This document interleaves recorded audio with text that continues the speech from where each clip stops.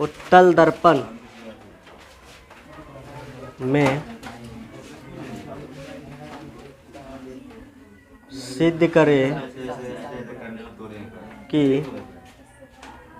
F बराबर कितना होता है, R/2 होता है। तो उत्तल दर्पण किस तरह से दिखता है बताओ। उत्तल दर्पण जो है ऐसे दिखता है ना, पीछे से क्या रहता है बताइए तो, पीछे से जो है पॉलिश रहता है इसका इस तरह से, ठीक है। उसके बाद देखो यहाँ पर इस तरह से, यहाँ पर क्या होता है बोलो, पोल, यहाँ पर क्या होता है बोलो, फोकस, यहाँ पर क्या होता है, सेंटर, ठीक है, होता है इस तरह से। अब देखो इसमें तो ये बात तो समझ गए आप लोग। इसमें सबसे पहली प्रकाश को हम कैसे भेजेंगे बोलो, मुख अक्ष के, इसमें जो है एक प्रकाश भेजेंगे मुख अक्ष के क्या बोलो, समांतर। ये देखो समांतर भेज दिए। समांतर किरणों को ये दर्पण जो है इस समांतर किरण को क्या करेगा पता है, परावर्तित करेगा, मोड़ेगा। लेकिन क्या करता है ये दर्पण, ऊपर की तरफ मोड़ता है, समझे बात को। तो यहाँ पर ये जो प्रकाश की किरण आएगा, इस प्रकाश की किरण को ये दर्पण ऊपर की तरफ इस तरह से फैला देगा। बोलो समझे कि नहीं है समझ में। इसको ये जो किरण ऊपर की तरफ जा रही है, इसको जब पीछे खींचेंगे तो किससे गया बताओ तो, फोकस से गया, फोकस से। चले अब देखो समझना, इस बिंदु को हम क्या मानते हैं, कल क्या माने थे बताओ, एम माने थे, एम माने थे ना, जहाँ पर ये पॉइंट है, ये पॉइंट है, उसको एम माने थे। उसके बाद क्या करते हैं, दर्पण पर इसी बिंदु पर हम लंब खींचते हैं। लंब को कहाँ से खींचते हैं पता है, सेंटर से। जब भी हमें दर्पण पर लंब खींचना होता है तो हम कहाँ से खींचते हैं बताइए तो, सेंटर से। तो इस बिंदु पर लंब खींचेंगे तो उस लंब को कहाँ से खींचेंगे बताओ, सेंटर से। तो खींचो सेंटर से लंब इस पर, देखो सेंटर से गया है।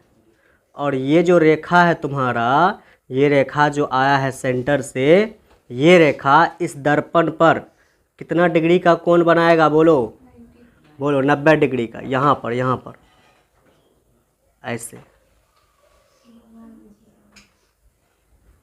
बनाएगा, बोलो। एम बिंदु को हम इधर मान ले, चलिए। अच्छा ये कोण क्या होगा बोलो, आई, ये कोण क्या होगा, आर। हम पढ़े हैं किसका नियम बोलो, परावर्तन का नियम, ठीक है। परावर्तन का नियम में क्या होता है बोलो, आई बराबर क्या होता है, आर।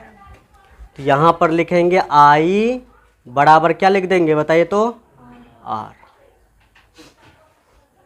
अच्छा ये जो कोण आई था, कल इसको कुछ हम माने थे पता है, इसको माने थे हम नंबर 1 माने थे ना, इस आर को माने थे हम कितना, नंबर 2। तो इसका मतलब इसको हम क्या लिखेंगे, आई को क्या मान चुके हैं हम, 1 मान चुके हैं। चूँकि वो कोण है, ये आई कोण है, इसीलिए यहाँ पर हम लगाएंगे एंगल, एंगल 1 बराबर क्या लिखेंगे बोलो, आर जो है, आर को क्या मान चुके हैं 2, दूसरा कोण, तो आर को मान चुके हैं 2। चूँकि ये आर जो है ये कोण है, इसलिए लिखेंगे एंगल 2। तो एंगल 1 बराबर क्या आ गया बोलो, एंगल 2। कोण 1 बराबर कोण 2, समझ गए ना। इसको तुम क्या कर लेना, समीकरण 1 कर लेना। समीकरण कितना कर लिए बताइए, 1। देख लीजिए इसको, यहाँ तक कोई दिक्कत है क्या, देख लो, परावर्तन के नियम से लिखे हैं, ठीक है ना। एक चीज़ पढ़ा होगा, शीर्षाभिमुख कोण, क्या पढ़े होंगे, शीर्षाभिमुख कोण, मैथ में पढ़े होंगे। क्या होता है बताओ तो, एक रेखा अगर दूसरे रेखा को काट के चले गया, एक रेखा अगर किसी दूसरे रेखा को काट के चले गया तो यहाँ पर 4 कोण बनता है। ये देखो नंबर 1, नंबर 2 और ये नंबर 3 और ये नंबर क्या बन गया 4। यहाँ पर देखो शीर्षाभिमुख कोण कौन कौन सब होगा, कोण 1 जो है वो बराबर होगा किसका, कोण 3 का। कोण 1 बराबर कोण 3। आमने सामने कोण, आमने सामने वाला कोण कहलाता है शीर्षाभिमुख कोण। कोण 1 किसके बराबर, किससे, शीर्षाभिमुख से। उसी तरह से कोण 4 किसके बराबर, कोण 2 के, कोण 4 बराबर कोण 2, या तुम लिख सकता है कोण 2 बराबर कोण 4, एक ही बात है, या तो कोण 4 बराबर कोण 2 या कोण 2 बराबर कोण 4। ये किससे होगा आमने सामने वाला बराबर, बताओ तो शीर्षाभिमुख कोण से। तो यही रूल को अगर हम यहाँ पर अप्लाई करें तो देखना ध्यान से, यहाँ भी शीर्षाभिमुख कोण बराबर हो रहा है, इधर देखना, समझना। यहाँ पर ये देख रहे हैं ये लाइन, इसको देखना जिस पर हम मार्कर रख रहे हैं, ये लाइन को देखो, देख रहे हैं ये लाइन को, ये इस लाइन को जो है एक दूसरा लाइन देखो ये काट के गया ऐसे, अरे ऐसे नहीं बन रहा है, देखो ऐसे ऐसे बन रहा है। तो यहाँ का ये कोण कितना, देखो यहाँ पर आर है ना,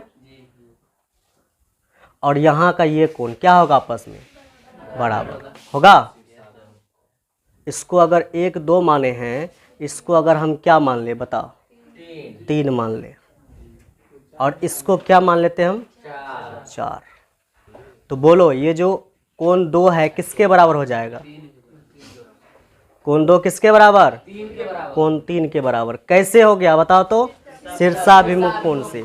आर को हम क्या मान चुके हैं 2, तो 2 बराबर 3 हो जाएगा शीर्षाभिमुख कोण से। बोलो लिख सकते हैं इस तरह से। तो यहाँ पर हम क्या लिख सकते हैं, बोलो कोण 2 जो होगा वो बराबर होगा किसका, बोलो कोण 3 का। पूछेगा कैसे लिखना, यहाँ पर शीर्षाभिमुख कोण से, समझ में आया। शॉर्टकट लिख दिए हैं।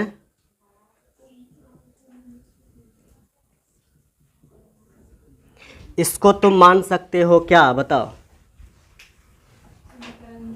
हाँ यहाँ पर शीर्षाभिमुख कोण कर लेना क्या, ठीक है से।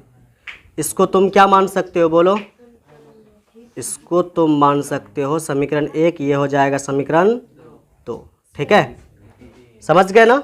अगर हम समीकरण किससे चले, दोनों में कोई लग रहा है क्या, नहीं लग रहा बराबर, हाँ लग रहा है।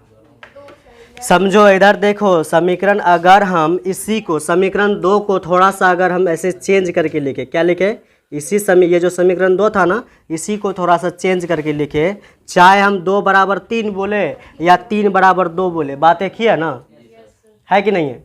इसको हम क्या लिख सकते हैं, कोण 3 बराबर नहीं लिख सकते हैं 2, तो कोण 3 बराबर क्या लिख सकते हैं बोलो 2 लिख सकते हैं। इसको अगर हम समीकरण कितना मान ले बोलो 2। अब देखो ध्यान से क्या हो रहा है, समीकरण 1 और 2 में क्या लग रहा तुमको, समीकरण 1 और 2 में क्या लग रहा, दोनों का लेफ्ट आपस में क्या है बराबर, ये भी 2 ये भी 2। जब समीकरण 1 और 2 का लेफ्ट बराबर है तो इसका राइट भी आपस में क्या होगा बराबर। तो यहाँ से अगर हम चले किससे, समीकरण किससे चलेंगे बताओ तो, समीकरण 1 तथा किससे 2 से। तो समीकरण 1 तथा किससे चलेंगे 2 से अगर लेंगे तो होगा क्या, देखो ध्यान से, इसका लेफ्ट बराबर, तो कोण 1 बराबर क्या हो जाएगा कोण 3। तो यहाँ से आ रहा है कोण 1 बराबर क्या आ गया कोण 3। इसको समीकरण 3 मान लेना, लिखिए।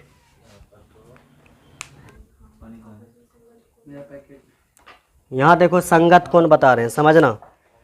संगत कोण क्या होता है, एक ये रेखा है, ये दूसरा रेखा है, ये दोनों समांतर है, कोई तीसरा रेखा है इसको काट करके इस तरह से चले गया। तो इसमें क्या होता है, हम बात कर रहे हैं कौन सा कोण का, संगत कोण का, संगत कोण का। तो ये संगत कोण जो होता है तुम्हारे पास, ये संगत कोण क्या होता है समझना ध्यान से।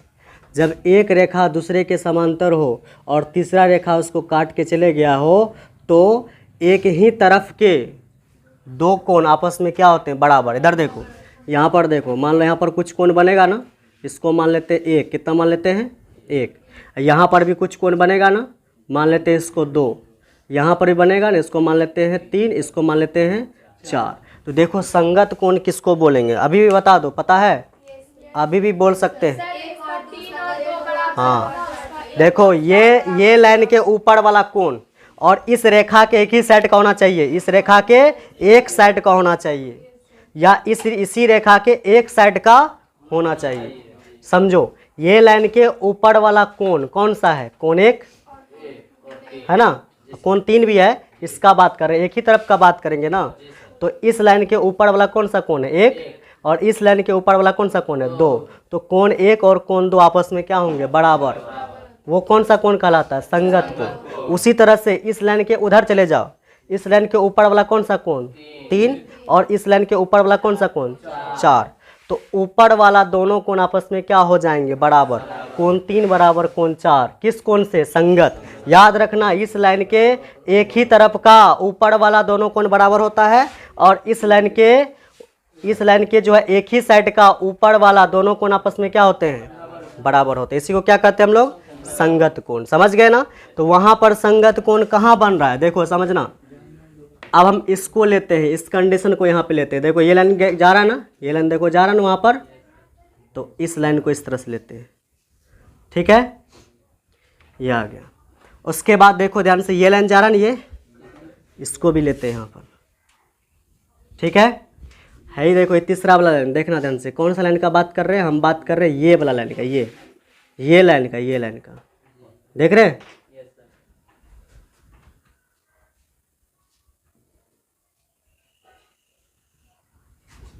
तो बोलो क्या होगा, बताओ। 1 और 3 बराबर होगा? 1 और 3 तो बराबर हो गया। नहीं, 1 और 3 है, समझो। यहाँ पर कौन सा कोण बन रहा है बताओ? यहाँ पर बन रहा है कितना? कोण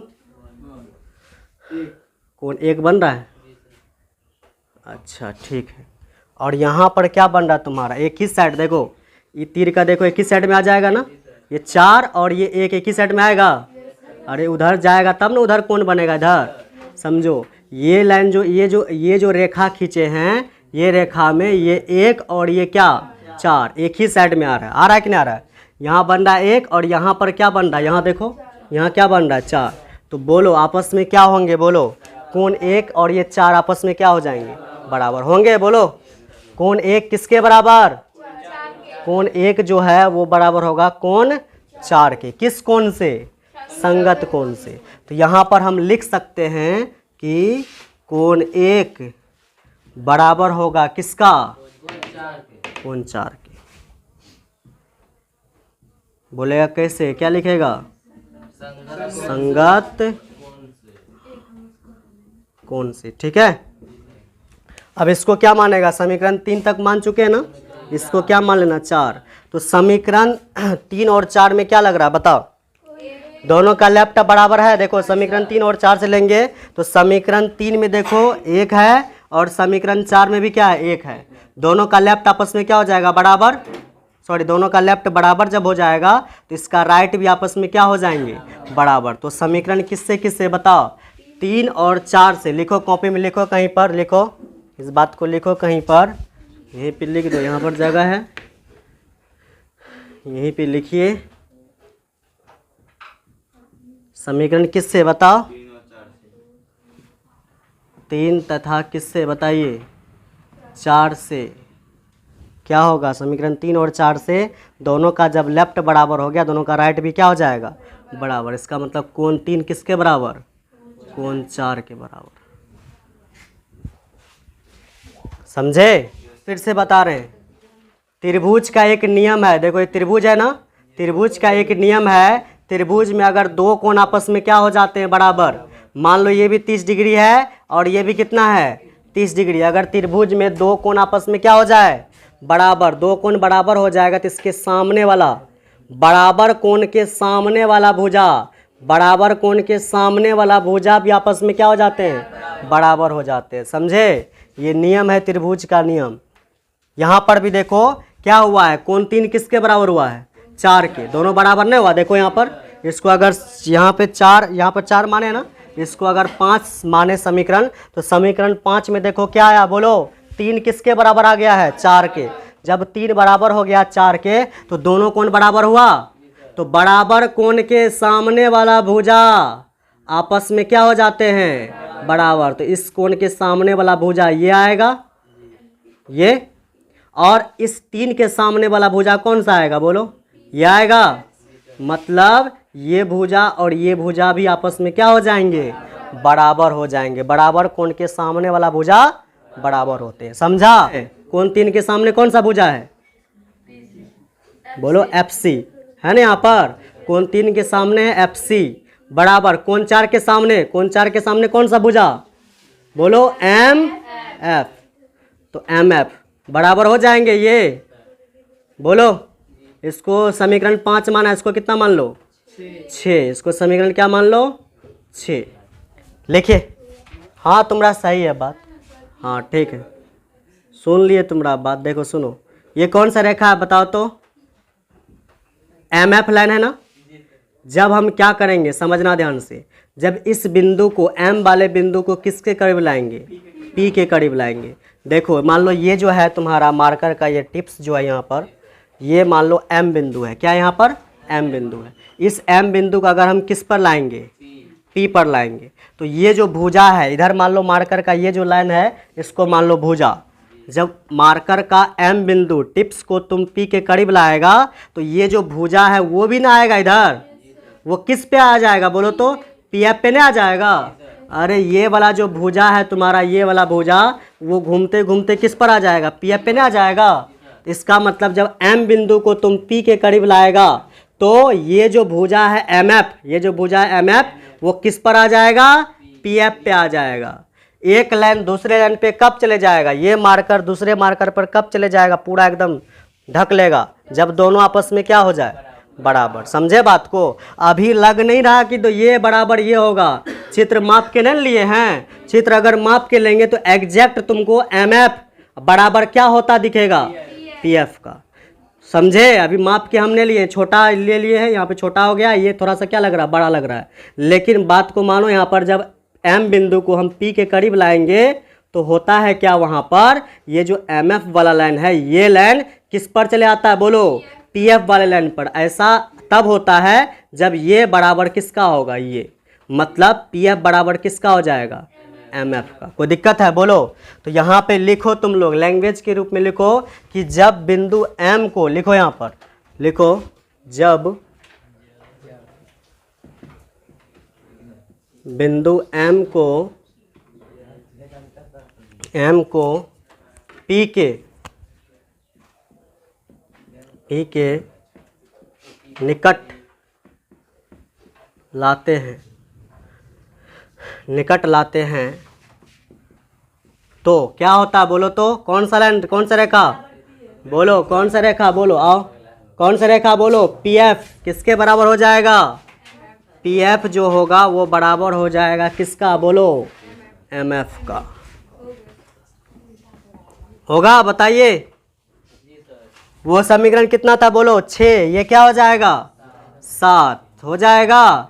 अब समीकरण किससे चलेंगे बताओ, समीकरण किससे चलेंगे, 6 तथा किससे बताइए 7 से।